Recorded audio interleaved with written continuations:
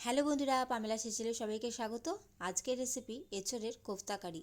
বাজারে এখন প্রচুর পরিমাণে এঁচড় পাওয়া যাচ্ছে।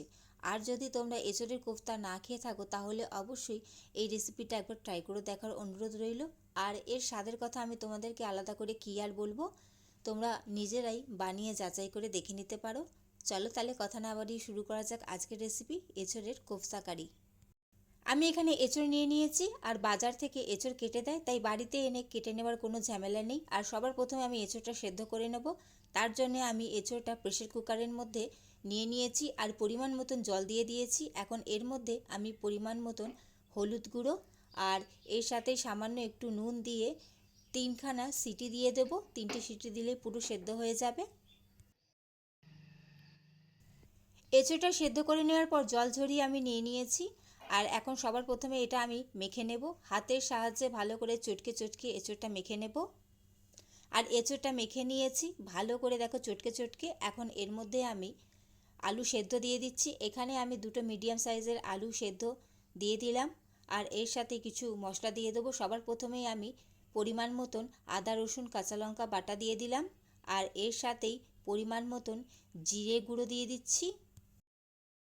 এর সাথেই পরিমাণ মতন হলুদ গুঁড়ো, পরিমাণ মতন লঙ্কার গুঁড়ো দিয়ে দিলাম। আর পরিমাণ মতন আমি গরম মশলার গুঁড়ো দিয়ে দিচ্ছি। পরিমাণ মতন নুন দিয়ে দিচ্ছি। আর এর সাথেই আমি 2 চামচ মতন বেসন দিয়ে দিচ্ছি। এখন হাতের সাহায্যে সমস্ত কিছু ভালো করে আমি মাখিয়ে নেব। সমস্ত কিছু আমি হাতের সাহায্যে ভালো করে মাখিয়ে নিয়েছি। এখন বড়াগুলো বানিয়ে নেব। বড়াগুলো ভেজে নেওয়ার জন্য আমি কড়াইতে তেল গরম করতে বসিয়ে দিয়েছি। তো সবার প্রথমেই দেখো আমি কোপ্তাগুলো ভাজা করে নিচ্ছি। তোমরা যে কোনো শেপ দিতে পারো, গোল লম্বা তোমাদের ইচ্ছা অনুযায়ী। আমি একটু চ্যাপ্টা চ্যাপ্টাই করেছিলাম। কোফতাগুলো কড়াতে দেওয়ার সময় কিন্তু হাতে প্রচুর পরিমাণে লেগে যাবে, কারণ এঁচড়ের মধ্যে একটা আঠা আঠা ভাব আছে। এতে ভয় পাওয়ার কিন্তু একদমই দরকার নেই, কারণ হাতেই লাগবে, কড়াতে কিন্তু একদমই লাগবে না। আর খুব সহজেই কিন্তু কোফতাগুলো ভাজাও হয়ে যায়। দেখতেই পাচ্ছ কড়াতে কিন্তু একটুও লাগেনি। তো এইভাবে উল্টে পাল্টে লাল লাল করে সমস্ত কোফতাগুলো আমি সুন্দর করে ভাজা করে নিয়েছি, দেখতেই পাচ্ছ।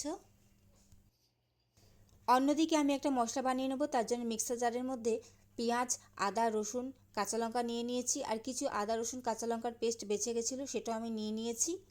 এখন সবার প্রথমে আমি দেখো এটা সুন্দর একটা পেস্ট বানিয়ে নিয়েছি। এখন এর মধ্যে আমি একটা ছোট সাইজের টমেটো দিয়ে দিচ্ছি। এর সাথেই আমি 7-8টা মতন কাজু বাদামও দিয়ে দিচ্ছি। এখন সমস্ত কিছু জল ছাড়া ভালো করে মিহি পেস্ট বানিয়ে নেব।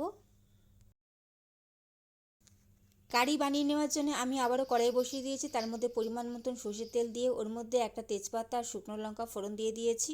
এখন এর মধ্যে গোটা জিরে দিয়ে দিচ্ছি। আর এর সাথেই গোটা গরম মশলা এলাচ লবঙ্গ দারচিনি দিয়ে দিচ্ছি।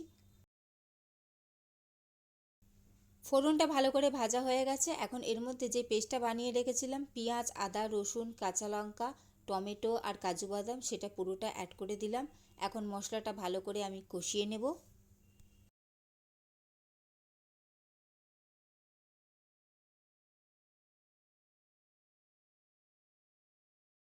এখন এর মধ্যে কিছু গুঁড়ো মশলা অ্যাড করে দেবো। সবার প্রথমেই পরিমাণ মতন হলুদ গুঁড়ো দিয়ে দিচ্ছি। এর সাথেই লঙ্কার গুঁড়ো দিয়ে দিচ্ছি। এর সাথেই আমি পরিমাণ মতন জিরে গুঁড়ো দিয়ে দিচ্ছি। আর পরিমাণ মতন ধনে গুঁড়ো দিয়ে দিচ্ছি, সামান্যই দিয়েছি। আর এর সাথে পরিমাণ মতন নুনটাও আমি দিয়ে দিচ্ছি। এখন সমস্ত কিছু ভালো করে আমি কষিয়ে নেব। আর মশলাটা একটু আটকে যাচ্ছে বলে আমি এর মধ্যে সামান্য একটু জল অ্যাড করে নেব। এখন এর মধ্যে আমি রঙের জন্য একটু কাশ্মীরি লঙ্কার গুঁড়ো দিয়ে দিচ্ছি। এখন সমস্ত মশলা আমি ভালো করে কষিয়ে নেব। যতক্ষণ না সমস্ত মশলাটা ভালো করে কষানো হচ্ছে ততক্ষণ এটা নাড়াচাড়া কন্টিনিউ করে যেতে হবে, না হলে এর মধ্যে কাজু বাদাম দেওয়া আছে বলে বারবার নিচে লেগে যাচ্ছে। তো কন্টিনিউ নাড়াচাড়া করে ভালো করে এটা আমি কষিয়ে নেব।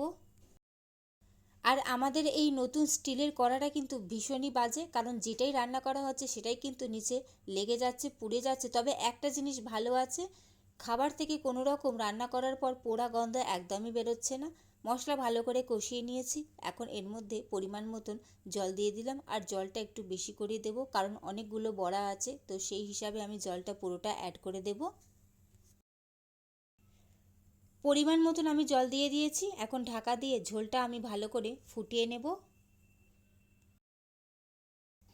5 মিনিটের জন্য আমি ঢাকা দিয়ে রেখেছিলাম। ঝোলটা খুব সুন্দরভাবে ফুটে গেছে। এখন ভেজে রাখা সমস্ত বড়াগুলো আমি ঝোলের মধ্যে অ্যাড করে দিলাম। এখন নামানোর আগে আমি ওপর থেকে সামান্য একটু ঘি দিয়ে দিচ্ছি। এর সাথেই আমি কাসুরি মেথি দিয়ে দিচ্ছি। সেটা শুকনো খোলায় আমি ভাজা করে গুঁড়ো করে রেখেছিলাম, সেটা দিয়ে দিলাম একটু ফ্লেভারের জন্যে। এখন সমস্ত কিছু ভালো করে আমি দেখো নাড়িয়ে নিচ্ছি, কারণ বড়াগুলো এই সময় কিন্তু ভীষণই নরম হয়ে গেছে ঝোলে দেওয়ার পর। রেডি হয়ে গেল বন্ধুরা এঁচোড়ের কোফতা কারি। কেমন লাগলো তোমাদের অবশ্যই সেটা কমেন্ট করে জানাবে। ভালো লাগলে অবশ্যই লাইক কমেন্ট শেয়ার করে দেবে এবং অবশ্যই আমার চ্যানেলটি সাবস্ক্রাইব করে আমার পাশে থেকো, যাতে আমি তোমাদের সাথে আরও নতুন নতুন রেসিপি শেয়ার করতে পারি। চলো তাহলে আজকের মতন আসি। চলো টাটা।